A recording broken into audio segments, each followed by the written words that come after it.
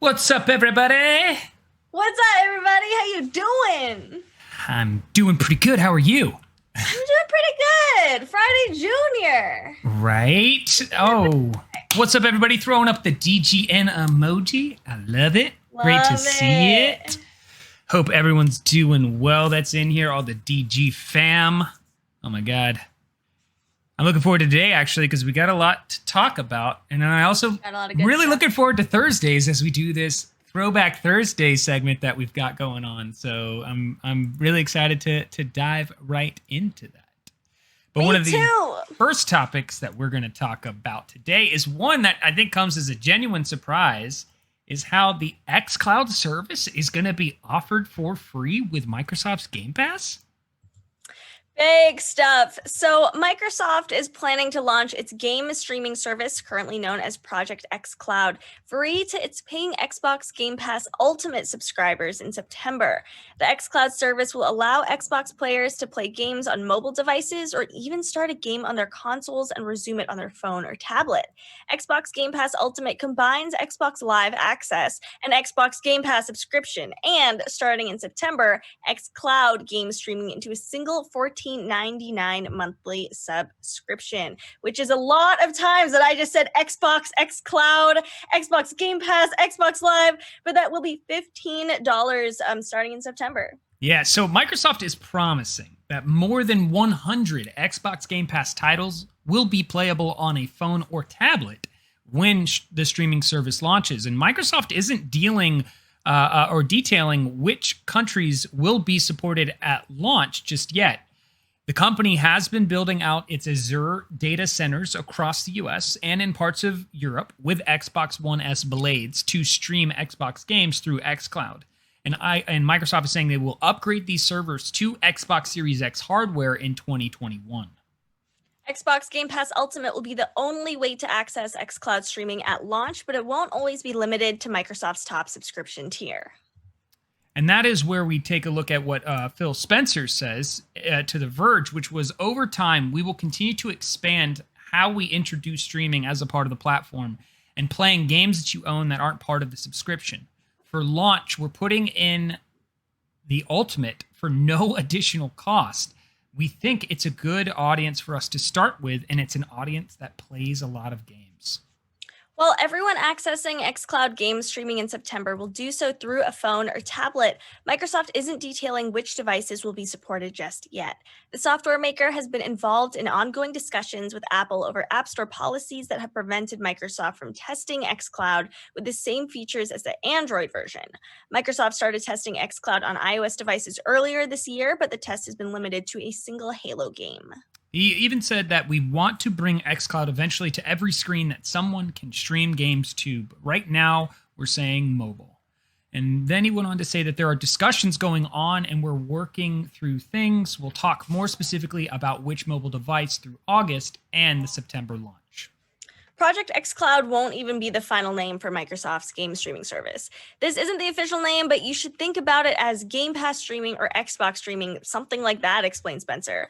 He said, we actually don't have the final name just yet, but it won't be Project Xcloud. And some of these Xcloud ambitions sound similar to what Google was promising with Stadia. And Google's big plan was to leverage YouTube to allow people to jump straight into games. And that hasn't materialized just yet, but the ease of accessing games feels like it will be an important part of both Xcloud and Stadia in the future. Some rival streaming services like NVIDIA's GeForce Now have run into trouble with publishers by offering their games to stream without their permission. Microsoft hasn't run into any similar problems with publishers yet. Spencer says over 100 games will be there. We have an existing relationship with so many publishers already. So for us, the conversation is, how do we take the great business that we've built together as a platform and as a studio or publisher and expand it? Now, this doesn't necessarily guarantee that every Xbox Game Pass game will be available on the Xcloud game streaming, but it does certainly sound like the vast majority will be. A lot of game developers have benefited from increased sales thanks to the Xbox Game Pass, especially indie developers who see the immediate benefit of access to more than 10 million subscribers. That's a lot of subscribers. I hope Xcloud is successful. I think it's off to a good start by having over 100 games available at launch. I know with Stadia, when I did a Stadia like free trial and I only played like a couple games for a couple minutes on Stadia, but there wasn't really a selection. It was if you pay for the subscription, then you have maybe 15 games you have access to, and then you have to pay additionally for more on top of that. And also with NVIDIA's GeForce Now, they, as the article we quoted says, it ran into some problems with publishers because let's say you already own this game on Steam, why would you pay for it again to use it on a cloud service if you're going to be using that cloud service on your computer as well? Exactly. Welcome, Valley. Welcome. What's up? I want to, really back that statement up because of Microsoft's relationship with developers and studios. They have so many already in contract that they're going to have that kind of forefront presence in streaming when they throw out xCloud and you see all the games that you'll have access to in the streaming. Whereas what you were saying before, like NVIDIA GeForce Now was having, some suffering to that. Google's having a tough time with Stadia. I think Microsoft is really in a strong place right now. And it makes sense, as we've been talking about before, that they really are trying to focus on this being what draws in consumers to stay with their product and have their product because of the library of games that they will have you being able to play. When I think of cloud gaming and its use case in general, we were talking about how I think a great opportunity for cloud gaming is immediate, demoing of a game where you don't have to download anything to play it. You can just use a cloud software and, play a demo that way. This idea of playing a game on your Xbox and then hopping over to your phone or tablet and continuing the game there, for me, doesn't resonate. Maybe it's just because I'm too much of a mid-core gamer. I don't know what chat thinks about this, because if, let's say I'm at home playing a game on my Xbox and then I have to go to the store maybe, and while my friend's driving, I'm continuing my game on my phone. That doesn't really make sense to me. I don't know when I would play a game like this. Maybe it's meant for people commuting on trains. I don't really understand why I would want to play a game that requires a controller on my phone, because I'd probably have to use a claw grip or something that's not comfortable. And they've made controllers just for, cloud services where you mount your tablet on it and it's a, controller you can use with your hands. But that's still just why don't you just buy a Switch at that point? Yeah, great observations there and points. Why not? And as right there, it was Kai Almighty was saying, right. Oh yeah, I'll just bring my Switch. Thank you so much, Kane, for the donation. Thank you. Thank very you. Much. The aspect here that I think could be really strong is if maybe developers started to play around with the idea of, to talk about a game I'm not a huge fan of in terms of its overall presence, but something that I thought Fallout 76 lacked was the aspect of what Fallout Shelter brought to Fallout 4, where there was the ability to have essentially this mini game that you could play outside of your game and bring over what you do in this other, medium of playing and allow it to be in your game there. That maybe developers start to develop xCloud ideas that work better on mobile devices or tablets, where they're a version of the game, but in a different form that allows you to transfer, materials over or continue some sort of progress, but not necessarily get the same exact experience. Because I feel no matter what, even if I look at Fortnite mobile, I'd rather watch Fortnite on PC. And the same goes with PUBG mobile. It's yeah, cool, that's great, but I'd much rather look at it on, PC. And yeah, I'm with you. It's I don't know if I'd really want to make the shift to learning how to try to play the game with that controller on a tablet or a phone when I'm so used to mouse and keyboard or a normal controller. Right. Why would you? And I like that idea of having an extension of your game where you could maybe grind XP or, grind materials to be able to use, in the main game that you have on your console or on your PC itself. I agree, especially with a lot of games that are on a cloud service coming out to mobile by themselves, such as Apex Legends. I think you could play through Stadia at one point. Yeah. And now they're just coming out with Apex Mobile. So why would you pay for a cloud service if you could just download the game on its own, is another question that I have. Yeah, but the one aspect of this that is really strong. Oh, thank you so much for the donation, Kane. Oh, thank you. Thanks, Kane and Kai. That the Xcloud service coming to the Games Pass service free with no increase in cost is a wonderful feature that I think people who already have the Game Pass, like myself, to play some of the Microsoft titles that I like to play on PC, it's like, oh, that's kind of cool. Now that I'll get to experience this, with my Games Pass and see if I like it, if it's something I want to, will translate well. And then you have those others who are just like, I could afford $15 a month and have access to a plethora of titles and also have access to cloud gaming. I can really see that being a draw for a lot of people who maybe want to jump into a new feature like cloud gaming, and they don't want to be having to pay more for it. Right, me too. For a lot of people that don't use cloud gaming, or maybe people like me who don't see a use for cloud gaming, if I already have a Game Pass and it's just, free on top of it, then I'm more likely to just try it out, see if I like it. And I think that's a good way to, grow a user base in that. And there aren't going to be as many eyes on it, I don't think, as Stadia did, because Stadia came out the gates blaring, saying we're the best cloud streaming service. They threw so much money into ads. There's like an ad at the Super Bowl. And then people kind of had to really go out of their way to sign up for Stadia, and people were really looking at like, well, is Stadia successful? How many people have signed up? How many people use it? Thank you so much for the bids.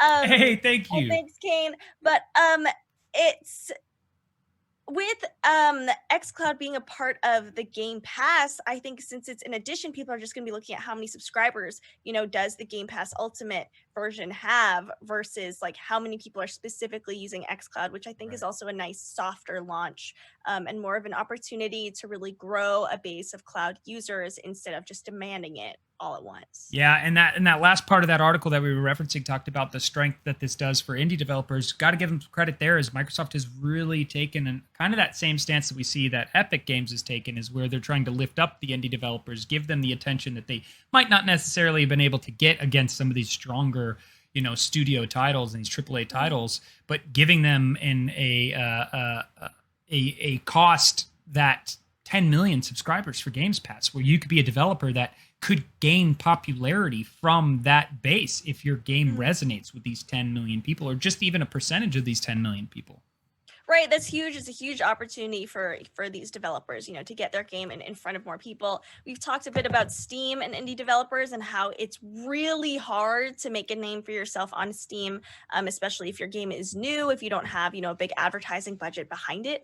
And I think that, putting a game on Xbox Game Pass might be a better alternative to, have that kind of built-in publicity of your game being pushed to, the 10 million subscribers that it has. Yeah, and continuing the Xbox conversation is the upcoming Xbox Games Showcase will be an hour of games only. So don't get your hopes up for the Xbox Series X price being revealed at the big showcase next week. Microsoft has set the Xbox Games Showcase for July 23rd, and the Xbox marketing boss, Aaron Greenberg, is taking this moment to make sure that our expectations are in order. And a new tweet from his personal account confirms that Microsoft will use this event to show off games, and just games. No new details of the Xbox Series X itself, no how much it costs, when will it come out, or when we can get our pre-orders in. And this is after Greenberg admitted that Xbox may have set some quote-unquote wrong expectations with its event back in May. It definitely did with us, or at least with me, when we saw, the Xbox first event. They were saying we're going to have tons of gameplay, and it was mostly trailers and not actual gameplay, which was a big disappointment and a pretty big upset. So I'm glad they're being very clear now. I would rather they over communicate than under communicate on, what the Xbox Game Showcase is going to be about. Amen to that. Microsoft said that we are hoping to learn more about Microsoft's next gen console. So it's understandable that us or that anyone watching this event might be disappointed that you have to wait even longer for more details. That being said, Microsoft did title the event the Xbox Games Showcase in an hour-long spotlight on games, including the debut of Halo Infinite's campaign, which is plenty to look forward to all by itself. And Microsoft has also confirmed that it's partnering with Summer Games Fest for a pre-show before the event, which will include reveals, predictions, insights from YouTube creators, and some information on titles that have already been announced. And you can tune in to that pre-show starting on July 23rd at 8 a.m. PST, 11 a.m. EST, and 4 p.m. BST. So make sure to also stick around for the main event an hour later. Aside from giving us more games, Microsoft also plans to give us more ways to play them. As we discussed, the Xcloud game streaming service will be bundled into the Xbox Game Pass Ultimate starting in September, meaning you won't even need an Xbox or PC to play many of the company's big first-party games. I love their choice of saying, I think we set some wrong expectations for the event back in May. The internet was pretty vocal about that. It was. I also am really curious as to what they mean about insights from YouTube creators about this, because what I really liked about the PlayStation event was that there were no influencers, at least that I noticed. It was just all developers, all back end. There was nothing showy or flashy. There wasn't like any like, hey, I'm this person from YouTube with 10 million subscribers. It was just like, oh, we made this game. Please enjoy this game, which is what I want to see. If I want to see YouTube creators, I can just go to YouTube. You know, if I'm trying to learn about these Xbox games and stuff from Xbox itself, I want to see Xbox people talking. Yeah, I agreed so much there that it's just like these YouTube creators, you're just kind of like, Microsoft, don't please do this. We don't need this. We just want to see your games. We want to know more about your product. We as gamers, I mean, the one thing about these events that really draw people in are the ones who are constantly playing, the ones who are always investing their money into gaming, the ones who are, helping maintain this industry's overall health of just, hey, I'm spending money on your product. And that is, where the focus should solely lie. And that is also where I'm cool with, hey, an hour of games, great. I want to see your games in action. I want to see them being played. I want to get the feel of like, oh, this is a real HUD and this is a real camera. Like it's actually taking place versus what it seems was happening in that other one was just kind of like these were cinematics caught in the game. It didn't feel like actual gameplay, where when we saw the PlayStation 5 one, that Ratchet and Clank gameplay that kind of blew us all away. It was like, looks like someone playing the game. It does. Yeah, it really does. EG says, well, don't influencers help their business? I mean, influencers, let's say I'm an Xbox influencer. I make all my money off of content that Xbox has already made, and I'm just making another layer of, content on top of that. So really, they're helping my business as much as I'm helping them. I don't think they owe anything to these creators. I don't think they need to spotlight any of these creators.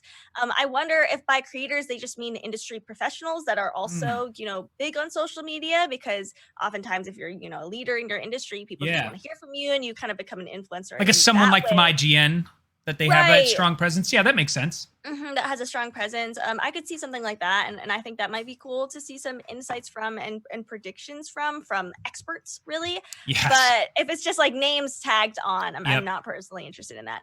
I was wondering how many of you have been keeping up with Summer Game Fest. I know it's been streaming on Twitch Gaming, I think is the channel, twitch.tv/Twitch Gaming. The ones that I've caught have seen pretty short. It's maybe like, I've heard that there'll be like a 30-minute starting soon, and then it's only like a 10-minute actual stream. And I've been getting all my gaming news from articles, and I would rather just do that than, sit around for the official announcement.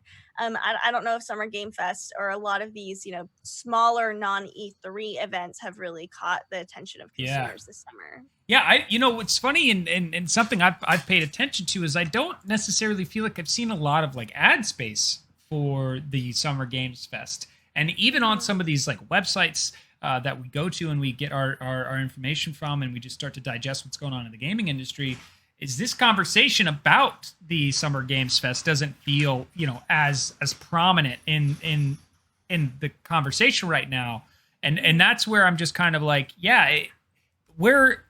I was really hoping that this whole we're going to be home, we're going to be stuck during quarantine. I was hoping to see more of that have its presence because most of my search engine is gaming related information. And most of the time that I'm spending on different social media stuff is also consuming that. So like the fact that it's not even generating in that space where, like you say, I don't know, your phone's next to you and you mention like some sort of product. Next thing you know, you see the ad.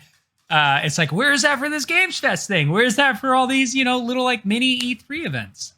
Right, and I think part of the problem comes from maybe because there are so many small events, it's hard to keep up with what's actually coming up next. Like, when is Twitch Gaming Live? I mean, I might as well just check it out right now to see if there's an actual like schedule or a certain time where I should be watching these events.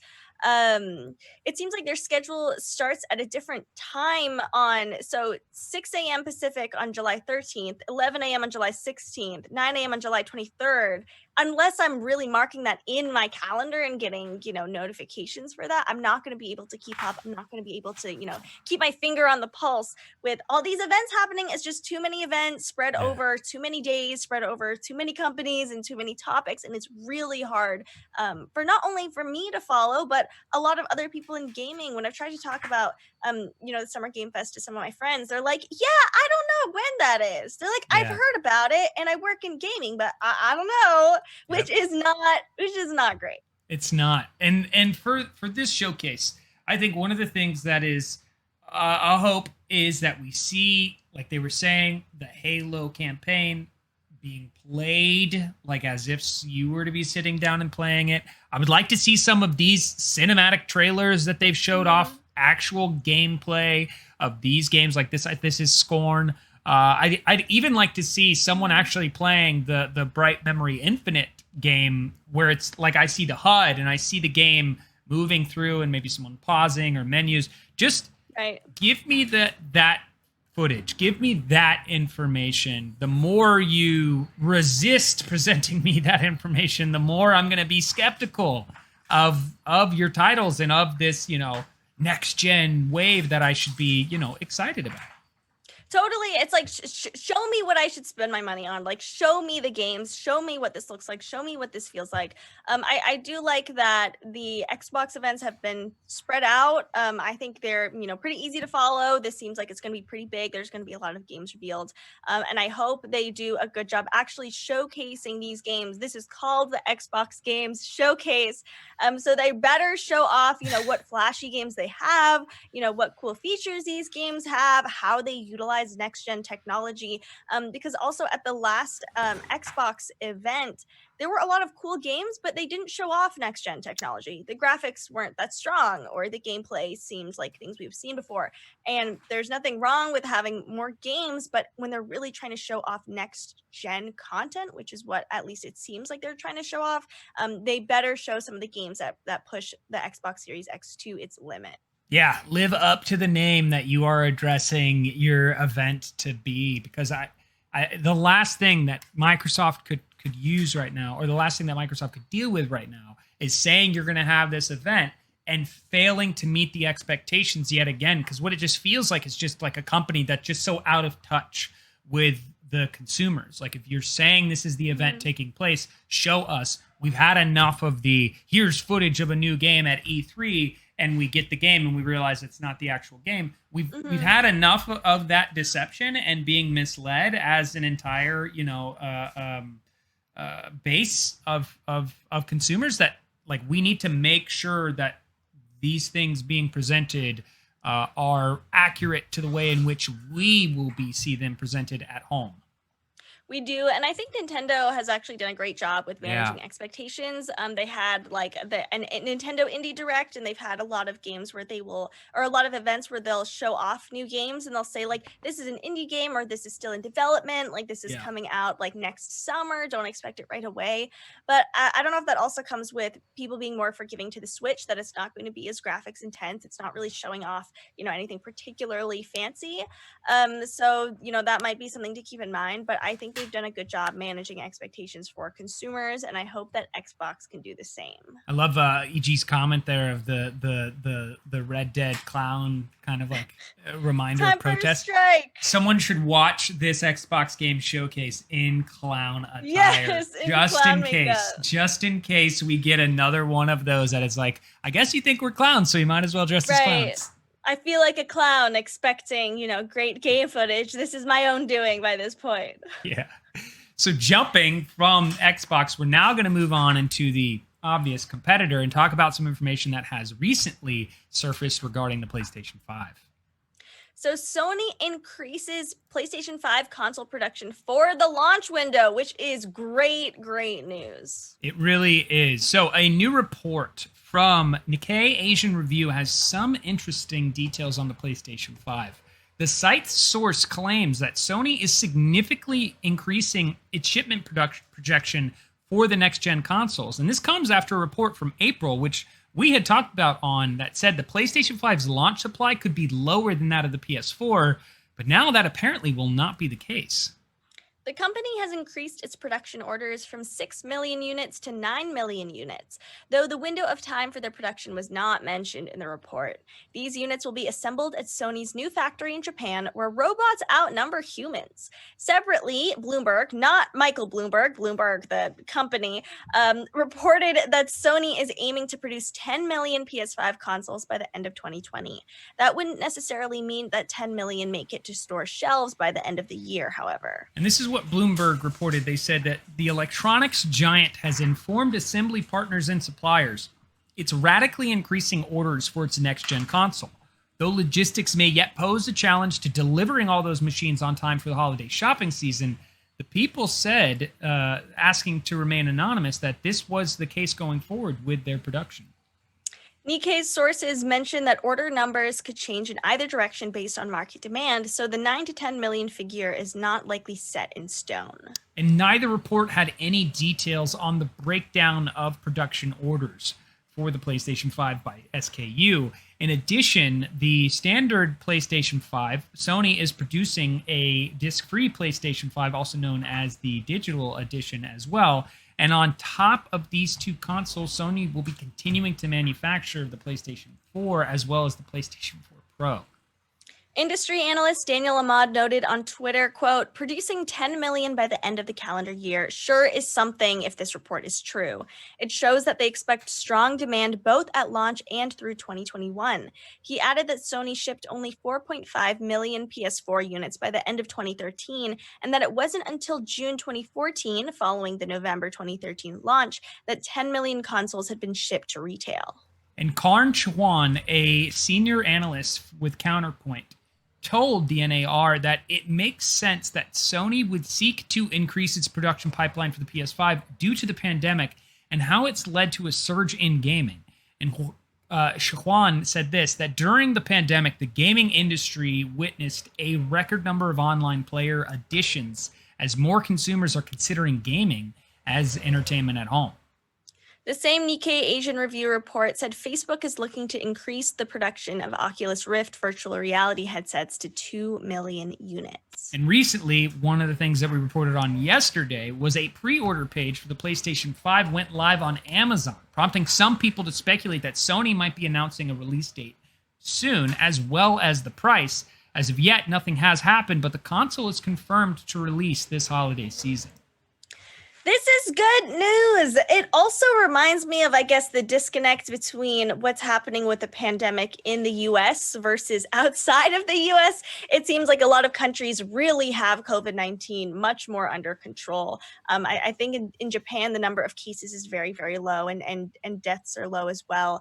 And so this makes sense that, if there is manufacturing, overseas, that, these companies will be able to produce more units to make more consoles, more PlayStations. And also, if they make too many PlayStations, they could just continue selling those, throughout PlayStation 5's launch. I don't think that they're going to, face an oversupply of these, really. And it's also worth mentioning that just because they've produced these PlayStation 5s doesn't mean they're necessarily going to be able to get to you if there's, something logistically with shipping, or if retail stores are closed, or those stores aren't shipping online, to your homes. It is another factor, but it's cool. It's cool to hear that, not all is lost with the PlayStation 5. And I hope this means that it's not going to be hard to get your hands on one if you plan on it. Yeah, and that was a biggest concern for me, was they were saying that they were projecting some like 3 million units available for holiday, and that the likelihood of getting one is going to be very hard. Also, the people that are probably going to do the whole I'm going to buy one and then increase the price to get people to buy them in the holiday season. This could be Sony's way of saying, we're going to overproduce so that this won't occur. So if you do want to buy, if let's say they don't even hit that 9 million mark that they threw out there, and let's say they get in at 6, that's still double the original projection of a lower number that, not every, I don't think all 6 million will get taken up right away. I could be wrong about that, but that's just to say is that, I think this is a strong choice. This is good for just the hope of those who are like, I'm going to get one of these. I need some time to wait. And now that we're going back into lockdown here in this country, and we still see that this pandemic is not going away anytime soon until we have a vaccine, there's probably people going, well, I want to jump into gaming, and I don't know if I'm going to be able to get a PS5 this year. Now there's kind of that hope of like, hey, I actually might be able to get one this holiday season. And I hope we hear more about, estimates and how confident consumers feel in the price of this, because on one hand, a lot of people aren't working and this console is going to be very expensive. On the other hand, a lot of people aren't spending as much as they usually do. I mean, I don't drive anywhere, so I don't have to pay, as much for gas. I don't go out to the movies or anything. I don't go out to any events. I'm not going to any concerts, and that is money that, I could potentially spend elsewhere. So I wonder if we're going to see some predictions or estimates, or maybe just how happy consumers would be, with that price point. Because while a lot of people are struggling, I think that, they often turn to games and gaming to kind of, have something good amidst the mess that's happening currently. Yeah. And, I think it's also, something else to observe is that we're maybe a month max away before we're getting some sort of concrete information on price, release date, because all of this stuff that's surrounding, especially with the conversation with Xbox and them announcing the Xcloud service, and we know that event's coming up where they're just going to show off games. I think we're getting really close to getting that. And for those who are like, I need to know, I'm kind of the person that'll search on Google and be like, hey, has anything come out yet? Or is there anyone leaking any information? Or has somebody mistakenly put up a store page and actual price and all that stuff? The one thing I will say is that you can go to Target, Best Buy, GameStop, and sign up for notifications of when the PlayStation 5 will be live for pre-order. So you'll get an email telling you when you can just go ahead and lock down your console. So if you are making that choice, go ahead and go to one of those websites or all of those websites and make sure you get yourself signed up.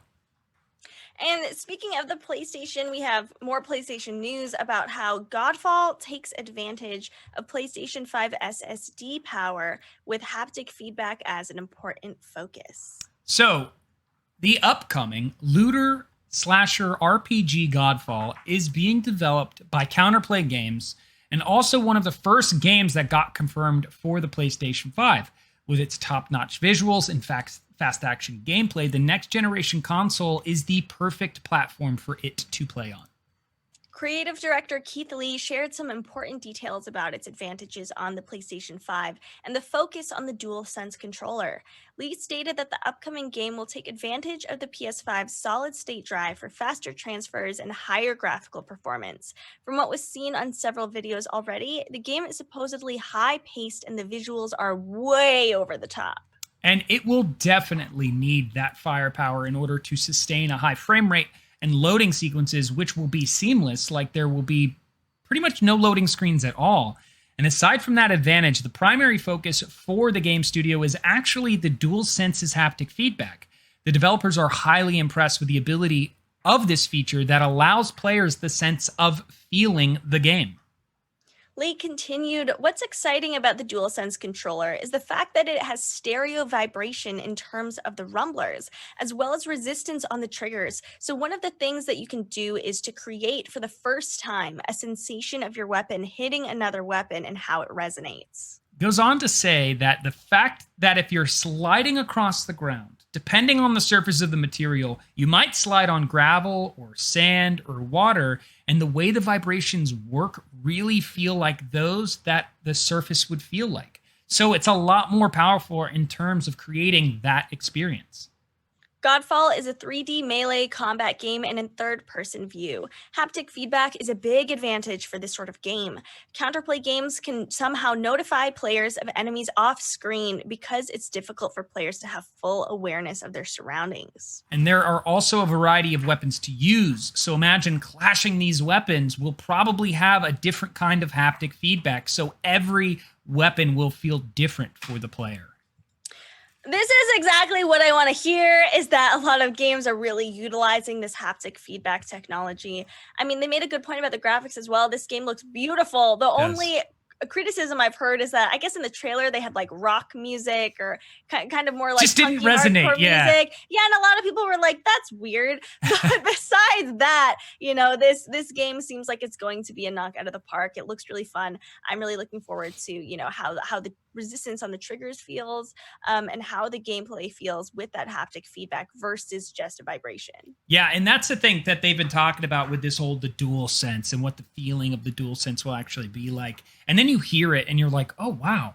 You know, when I pay attention to some of the gameplay and I see the swords that they have or the weapons that they have, you know, it's like, what does the big, you know, axe feel like versus what does the actual sword feel like? Or if there's a hammer, what does it feel like when my sword hits their shield? Does that have a different type of, you know, response? These little bit of features of what is that vibration shift going to be like when I slide across the gravel and I slide across into the grass and I feel the vibration change and then the sword clash happens. It's that moment that in our hands, the thing that Cerny was talking about in that first, you know, display of the PlayStation 5 was that it will become more immersive, and that is what we're focusing on with the PlayStation 5. I hope it makes a big difference. I think the one thing I would be really salty about is if all these cool new features didn't live up to how cool they seem to be. So salty. You know, I guess I'm keeping a little bit of reservation to not get my hopes too high that this is going to be like revolutionary haptic feedback, like crazy cool, crazy fun. You know, it might be at the end of the day when I try it, I'm like, oh, this is cool, but nothing to, you know, be wiling out about. But I really hope that it is impressive, and I hope that, you know, once I play a PlayStation 5, once I use the DualSense controller, I'll see the difference, you know, versus previous controllers that I've had. Well, I'll say this. I think one of the moments for me that I remember was the PlayStation 1 to PlayStation 2 when the 2 got the rumble inside the controller. And the first time you got to experience that vibration take place inside the DualShock was one that stood out to me, where I remember moments of like playing Tomb Raider and there was like, boulders falling down around me and feeling the rumble in my hand, or just that moment of like moving the character through and that rumble taking place. Madden, the hit stick, the rumble from that. Those moments stood out to me where I was like, oh yeah, that's really cool, you know? And you know, to have that experience, if they're now saying like we can take that experience and take it to the next level, it might be that same type of journey that we had then, not knowing what it meant when you were like, what does it mean you have a rumble in there? You know what I mean? So I think for me, I'm skeptical, but I'm also hopeful because they're saying like, this is no longer a DualShock controller. The whole joke is now it's a DS, it's a DualSense. It's number one in the beginning of the DualSense controllers. And this is just me thinking way far into the future, but I wonder if this technology will also come into play with the PlayStation VR as well. Something that I really hate about VR is that there's no, you know, vibration at all in the controller. So a lot of times you're like doing all this crazy stuff in VR, but you're just holding these controllers, you're still sitting in your living room. And I think just like having that rumble or having haptic feedback in those controllers would bring another element that would make a game feel more alive and more immersive. So hopefully that comes in the future. We've had no word of anything, you know, remotely about that yet, but I think would be very cool to see in the coming years. To throw something onto that and to add to speculation, potential rumor, and this is not a Godfall topic, but since you brought it up, I want to talk about this, is that a patent did come out not too long ago showing that Sony was working on their form of the Knuckles controller that the Valve Index has. So right, they very much could be trying to work with the technology that they're using in their DualSense controller to then translate it into whatever it's going to be for the PSVR 2 so that we actually get that immersive feeling. I'm all for it. When you said it, I was like, maybe that's what's happening with that patent. Maybe that's what's going on. So yeah, I really hope that's the case. That would be very cool. I hope that's the case too. I hope we hear more about, the PSVR 2 as well. In addition to more about the DualSense, hopefully we're going to get those pre-order notifications soon for the PlayStation 5 because I am very excited for next gen. Yes, and something to continue in terms of, I guess to bring down excitement and to be more of kind of like what's going on here is we're going to talk about what's been going on with Twitch's own, well, no longer Twitch's own Dr. Disrespect, as the information coming out about this whole ban has just still raised eyebrows. So this is kind of a new segment where it's like there's news that there's still no news, but we're going to talk about, what has been said, what we have heard about the whole Dr. Disrespect situation. It's really been a bizarre few weeks for the parts of the Twitch community following the controversial ban of Dr. Disrespect, an extremely popular streamer who had over 4 million followers at the time of his ban. Twitch historically doesn't comment on actions it takes against users except for a brief statement. And Dr. Disrespect was also quiet about the situation, leading to intense speculation that continues up through now. So he had an interview with PC Gamer that was published and said that Twitch still hasn't told him the reason for his ban and confirmed that he will not be returning to the platform. Now, he did speak and actually did address some things, which was and he said this, for legal counsel, I have to be careful here, but I can, however, say to you that I will not be returning to Twitch. So, I mean, yeah, that's it. I love that. It's like, for legal reasons, I can't say anything at all. So Dr. Disrespect plans to continue streaming, although he remains undecided on which platform he'll move to. And then he continued to say this, was that let's just say all the cards are on the table. I'm more focused on just making sure whatever we do next, whether it's a platform move or not, that it's the right decision for the community and the Champions Club that follows me. And I will add, whether it's a platform move or not, you just said it is not coming back to Twitch, so I would imagine it has to be a platform move. It has to. So Dr. Disrespect further explained that he's not interested in signing any exclusivity deals, much like the multi-year contract he announced with Twitch back in March, but was presumably canceled when his account was taken down. Though YouTube or Facebook seem like the probable choices, Dr. Disrespect also said he's considering streaming independently on his own website, Champions Club GG, which currently is little more than a merch store. So it just makes me think that he doesn't want to give an answer. He's keeping his options open. He's not trying to, induce any speculation on where exactly he'll go to next. Yeah, and during that interview, Dr. Disrespects also confirmed that he is considering taking legal action against Twitch over the ban and also pushed back against many of the rumors surrounding his ban, calling theories that it could be related to criminal offenses or inappropriate behavior, quote-unquote, crazy speculation. But his comments only make the situation surrounding the ban even stranger. Industry insider Rod Slasher Breslau appeared on Hassan's stream earlier this week to discuss his own ongoing investigation. During that stream, Breslau reasserted that the reason he hasn't come forward is because the circumstances that led to Dr. Disrespect's ban are so serious that it puts him at a risk of a defamation lawsuit if he says anything. So while Dr. Disrespect is beginning to return to the public eye, Rod Breslau believes there is more to the story that is yet to be revealed. And it makes me think that if the risk of saying anything is so high that you might be sued for defamation, I think that really explains why no one has talked yet, why there are no leaks, because if there have been leaks, that means people could get sued for who knows all they're worth, which is why a lot of this is under wraps. And I honestly don't think we'll hear the reason why if it's that serious. Yeah, I'm understanding to the legal ramifications of saying too much, discussing this. I don't like what Slasher's doing with commenting but not saying more and then using that out as the way to do that. It's like you already have your attention. Why are you trying to draw more attention to yourself around this topic? And I think it's just because everyone's like, can we find out why this happened? Like, what is occurring for this individual who is very prominent in it? But where did that individual actually like go wrong to be banned permanently and now is not coming back? I think a lot of people who have either paid money, or bought merch, or they've just been in that place of like, I am a consumer from this, source, and I now can't come back and do it the same way I was doing it before. Can I find out why? Someone's got to say something sooner rather than later. I think later is going to be more damaging, and sooner will just be easier to be like, hey, here's what we legally can say. Let's just go ahead and say it. So there's a full interview with Dr. Disrespect and PC Gamer, which I'm going to link in chat if you want to check it out. It's pretty long, and again, doesn't bring necessarily any new information to light. But I think in conclusion, it's kind of like we don't have news on this. I personally don't expect that there will be more news.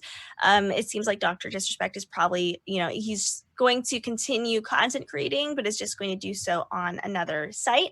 I don't know if it's a legal issue, if that's going to follow him to the next website he goes to or not, if it was something maybe that was exclusively something that happened with Twitch itself. But we'll see. He seems to be very active on Twitter and still online, so it seems like we'll probably get an update on where he's heading next soon. And we'll keep our eye on that. And once we know more, we'll be sharing that here on DGN. But our next story is one that's really interesting to hear, which is that it looks like developers are struggling to maintain some form of, production and creativity while suffering quarantine. As the pandemic continues to keep people inside, at least in the United States, some jobs have shifted from office culture to working from home. For developers adjusting to this new reality, many say they're struggling to stay focused and productive under the new conditions, according to a new survey published by GDC. The results released today include almost 2,500 developers. So of those who responded to the survey, 70% say they've switched from working from home. And workers cited specific problems around childcare, communication, distractions, as well as general anxiety over larger troubles. One respondent wrote this: the biggest overall team challenge has been managing ambient stress. Everyone has been affected by the pandemic in some way, even if not directly, and the general atmosphere of anxiety is impossible to ignore completely. Shortly after the beginning of quarantine for many US-based employees, developers who spoke with The Verge cited similar problems. While some, like developers at Bungie, quickly pivoted to setting up infrastructure for their employees to adjust at home, others struggled to generally focus. And although the GDC survey shows that developer jobs have largely been unaffected by COVID thus far, 8% reported job loss due to the pandemic. And it's harder to account for the impact on mental health. While 32% reported that they felt productivity had decreased at home, developers also reported their creativity has somewhat decreased, and that was 28%, or it's greatly decreased, and that was 7%. However, that doesn't necessarily point to troubles with home itself, as one respondent put this: the overall situation, financial troubles at a company, additional meetings and overhead, anxiety going to the grocery store, is probably more to blame than staying at home is. Business appears to have been meaningfully affected, surveyors say, with some seeing upticks in earnings even as others suffer significant business downturns. 37% of respondents reported overall business is about the same, while another 24% has somewhat increased. On either end of the spectrum, 7% said their business has greatly increased, while another 8% say it's greatly decreased. Roughly 33% of developers, or 1 in 3, say they've had a game delayed. In the game industry, which is notorious for crunch, may still need to grapple with how employees find work-life balance under these new conditions. Many developers, 39% in total, say that they're working longer hours than pre-pandemic. One said, it's harder to establish limits when working from home. You feel you're at home, so it's okay to do 2 to 3 to 4 extra hours, and the company also encourages unpaid crunch. As for what the future holds, more than half of developers, 64%, say that their companies have adopted new practices and processes that will continue once lockdown ends. For some, that means more freedom to work from home. They said that we had to make some changes on our daily tasks to compensate not being at our office, working physically together, but those have proven to increase our efficiency and productivity, according to one developer. They went on to say, lately we've even talked about embracing the home office configuration even after the pandemic. And all of the things that these developers said, I agree with. I co-sign. A lot of, my friends who are still working, albeit working from home, have experienced, the same kind of just like general anxiety. It's harder to communicate oftentimes when you're not in the office. And there's also, oftentimes unfair expectations from employers that you should always be available because you should always be home, which I find to be, pretty ridiculous. Yeah. But if it's your boss saying that, and, right now is not a good time to lose your job, you're probably not going to fight against it. Yeah. Wow. Why does that feel like it just, it resonates? Why does it feel like it resonates? Because this is an expectation that we're seeing right now from these leaders in these companies, or I don't even want to say leaders, I want to say bosses, because if you work this way, if you're the kind of boss that is okay. Right, bosses, not leaders. Yeah, big difference. Yeah, I wanted to make that change. Yeah, if you're this kind of place and entity where you're still doing the crunch time and you're encouraging people to do more and not get paid for it, that is just, it's wrong. It's messed up. We have to take into consideration what these developers are talking about, which is just that ambient stress. We're all going through it. None of us are off the hook from this anxiety right now as we're going through this pandemic. There is no vaccine. The world is constantly, experiencing some form of lockdown or some form of negative effect or backlash from COVID-19. And then you're saying like these companies are still trying to get these developers who are creators. These are creative people. And to say create while you're suffering all this stress, but also do this extra work while you're not going to get paid. It's upsetting to hear that this is still going on. I hope that there is more, there are more spotlights on the companies that are doing this well, because, I have been working on some projects where people are more than accommodating. They're like, yes, we're only going to work from this time to this time. You're not expected to work outside of this window. If you need any equipment, as we are the company, we will send you equipment required for you to do your job for us, and have been very understanding of just internet connectivity issues if there happen to be those. So I have heard of some companies really doing a great job, really putting their employees first and making sure that their employees can continue to be as productive and happy, as they were when working in the office.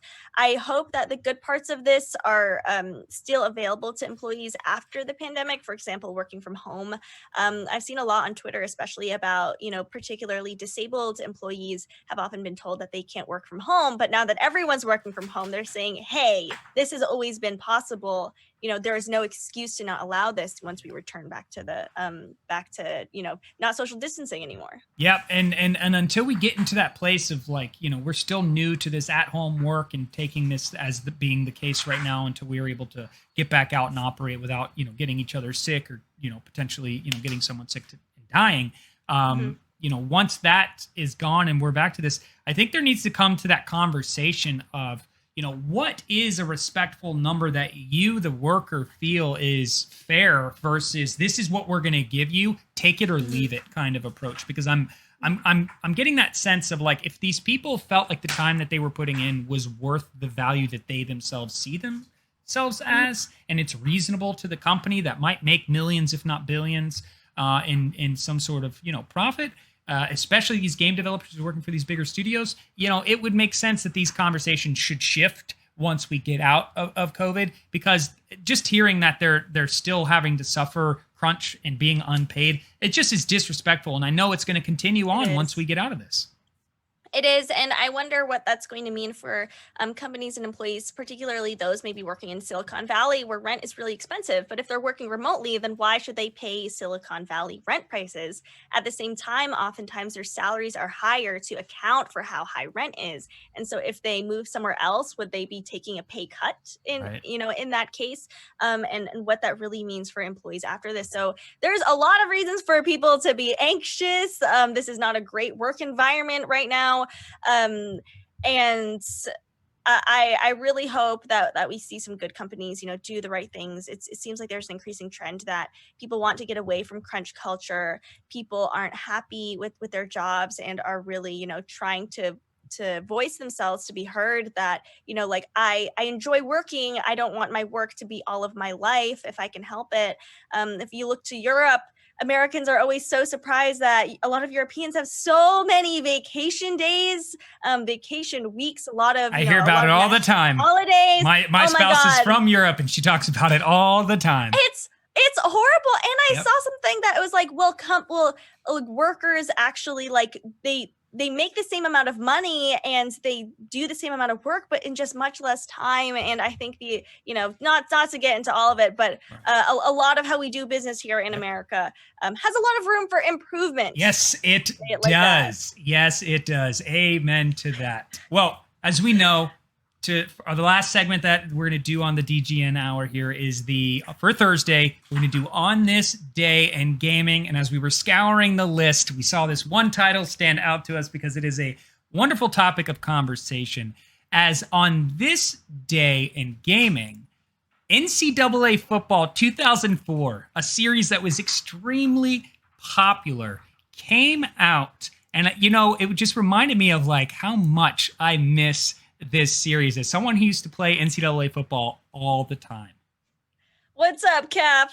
So we have an article from Brian Fink at Medium, and it really sums up the current feelings surrounding NCAA football. Brian writes, if you were to take a survey of the most rabid gaming fans out there, sports gamers would be at the top of the list. Within that fan base, there is no more passionate group than college football fans. Yet they have been without a new game in the storied NCAA football franchise since 2013, and many wonder if it will ever return. So we're going to take a look back and examine the forces that will determine the answer to that question. So the college football game we know today has its roots way back into 1993 when Electronic Arts published Bill Walsh College Football. And that franchise really took off when EA managed to convince the NCAA, which is the college athletics' governing body. I was a part of the NCAA when I played football in college. And so they were able to actually sell the license to make games with names and imagery from the actual schools. College football is all passion and pageantry, with alumni and fans swelling with pride at the mere mention of their school's name. It's no wonder then that the games showing pregame and halftime rituals, mascots, and the like were a huge success. The only catch to this was the players whom the NCAA considered as students and not employees of the university. And it has been long against the rules for student athletes to profit from their likeness or make any kind of money at all. I saw this all the time in the two universities that I played at. It was very upsetting. And this was keeping them from being unfairly co-opted or wooed to go to a certain school. That's the way they disguise this behavior. So EA found a way around that by giving the players fake names, but allowing players to edit the names to match their favorite players. And so fans fell even more in love with the game and their virtual versions of their favorite players and schools. This all came to a halt in 2013 when the NCAA did not renew the license for EA to make the games. The reason was a court case brought and eventually won by former UCLA basketball star Ed O'Bannon, alleging antitrust violations against the NCAA for not allowing players to profit from their name, image, and likeness. Bitterly opposed to paying players and having no legal way to counter their current system, the NCAA just pulled the plug on the license. Thus, NCAA Football 2014 was the last game published in the beloved series. And since then, the debate has raged over players being paid what they should be paid, and they should be paid. And if it would be morally corrupt to the sport and society at large, and so on, and they should be paid. And they should be paid. This disgusts me so much. the schools are making so much money off of these players, off of ticket sales, off of, televising these games, off of selling merch and concessions at these games. These players they are not acting like students. They're not being treated like students. They should be paid because they bring so much money to these universities, and they brought a lot of money to EA by being in this game. And I am glad that they're not allowed to make money off of these players anymore. But I wish it was the other way around, where these players do make money because they're obviously, providing a lot of value to entertainment and to the sport. So the matter was considered settled until last year, when a California court made that state the first to allow college athletes to profit from their NIL rights. This was a huge step for players and fans, and a huge blow to the NCAA, as most expect other states to follow suit, leading to a tidal wave that would force colleges to pay their players. Facing this legal challenge, the governing body went to work reviewing the rules. This resulted in a new set of guidelines released just this April, stating that student athletes could profit from third-party endorsements. So the NCAA introduced new restrictions on how the NIL rights can be used, including the players cannot enter into group licensing deals with the school. So Electronic Arts has no way to get the rights to put individual schools or conferences into its game, thus leaving the idea dead in the water yet again. This is the billion-dollar question on the lips of everyone, from school presidents to marketing firms and all the way to fans. It's clear that gamers are clamoring for the franchise to continue, while businesses and far-reaching industries are lining up to contract with schools to sell merchandise and make endorsement deals. And the NCAA says that group licensing cannot be done without student athletes becoming part of a union, but many groups say that it can be done rather easily. It isn't clear which side will budge first, but there are billions of dollars to be made on all sides. I would say one benefit of being an esports athlete is that there aren't these massive institutions that are going to prevent you from, making money similarly to how the NCAA operates. I'm not saying that the esports is, picture perfect. There's a lot of, problems in it. But if you're, a young and rising star in gaming, you can make your bag. And right now you can't do that in football and not with this game. So I hope that we see some changes to that in the near future. Yeah, for sure. And that is just a necessity to what these players go through. It was what I went through when I played college football. The one thing that I recognized was the amount of hours they demand from you, the amount of time your life is regulated for that system, and the amount of money it's generating. When they sell a jersey for a star player on a team, and their name isn't on the jersey, but their number is, the player's like, the only reason that jersey is selling as much as it is because of how I'm playing. I should be profiting off of this, but they're not. It's just the schools and university itself that is profiting. And then the companies like Nike or Reebok, whoever you have your deals with, they just sit there and they take it all in. And the player's sitting here being like, well, where's money? And they're like, oh, well, we're giving you a free education. And it's like, but that doesn't really doesn't cut it. That doesn't make any sense. I'm putting in more hours into my sports than I am to my education. So what I love about this topic, and why just being reminded of NCAA football, is the day that we make it to see NCAA football come back and we play is a day that we will all see where these players are being treated the way they should be treated, and they should be getting the fair compensation that they should be getting from the time that they're dedicating, because their whole lives, 4 years of their lives, and especially ones that go on to play pro, it's only college football. It is nothing else, as much as they want to say otherwise. So this is where I'm just reminded of the happiness that NCAA football 2004 brought me at the time when it came out, but also just the recognition as somebody who went through this journey of like, man, things still haven't changed in, 16 years, but maybe it's right around the corner. Who knows? I hope it is. I hope, soon we'll see the end to this in a good way, because it seems like there's a lot of demand for this game. This game was incredibly successful, and I hope that helps push the needle, to give more leverage to the players, asking to be paid for their NIL to be used. Absolutely. But that does bring us to the end of the Daily Gaming News Hour, as we end with our wonderful Throwback Thursday segment. I love these segments. I can't wait till next week's to find out what it is we're going to be talking about. Thank you so much for joining us. Don't forget to give us a follow and turn on notifications to catch us when we go live. We are live from 1 to 2 p.m. Pacific every weekday. We post our VODs on YouTube as well. And if you're watching a VOD, be sure to join the live show. We have a chat that's talking about all the topics as well. So make sure you join us here.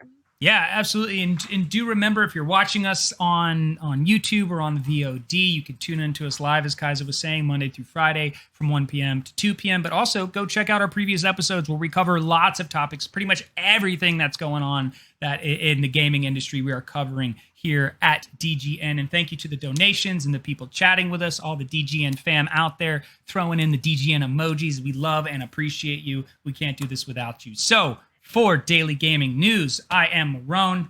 I am Kaisa. Thank you so much for joining us, and we'll catch you tomorrow. Catch you tomorrow, everybody.